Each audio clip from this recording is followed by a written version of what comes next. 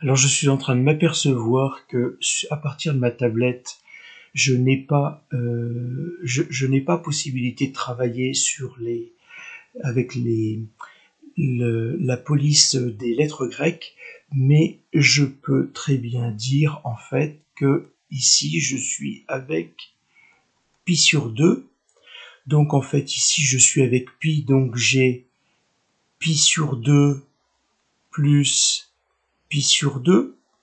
J'ai un quart de cercle plus un quart de cercle, ça me fait donc 2pi sur 2, et je peux simplifier par les deux, d'où le 2pi. Donc ici le 3pi sur 2, et enfin ici le 4pi sur 2, soit 2pi. Alors je vais repartir en encre rouge. Je pense que j'avais pris celle-ci. Et puis, on va travailler les valeurs. Donc ici, ce qu'il faut que vous compreniez, c'est que j'ai un segment AF. Si je fais le projeté du segment AF verticalement par rapport à cet axe OA, eh bien j'ai un angle droit et je vais avoir formation du triangle AF, et puis je vais l'appeler T.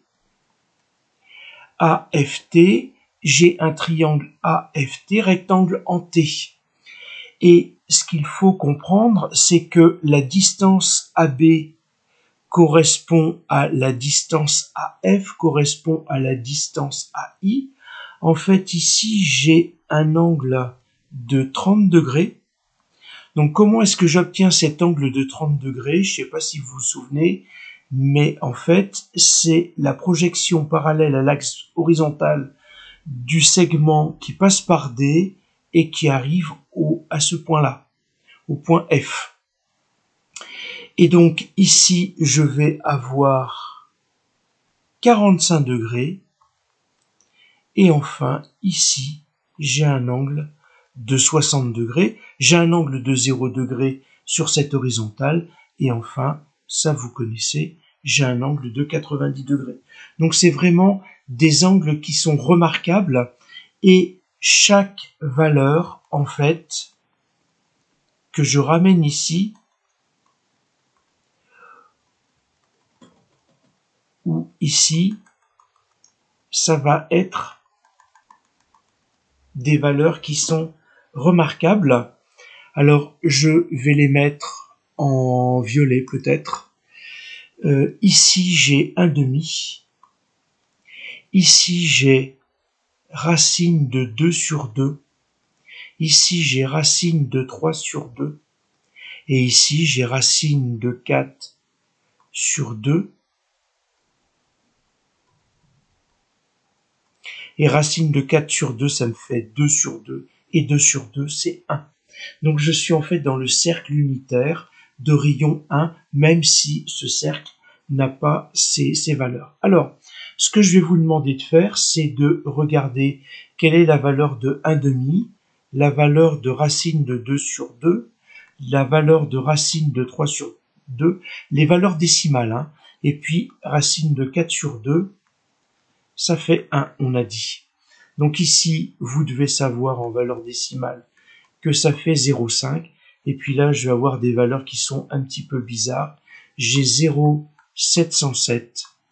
Et ici, j'ai 0,866.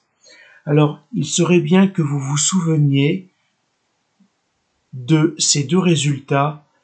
Racine de 2 au millième, c'est 1,414. Donc la moitié de 1,414, c'est 0,707. Et la racine de 3, c'est 1,732. Voilà.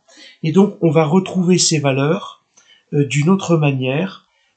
Mais voilà tout ce que je voulais vous dire sur ce cercle trigonométrique. On va maintenant travailler sur un quart de cercle. Donc, je vais prendre un autre schéma pour que vous compreniez bien mais trigonométrie, bien entendu, on va parler des triangles rectangles.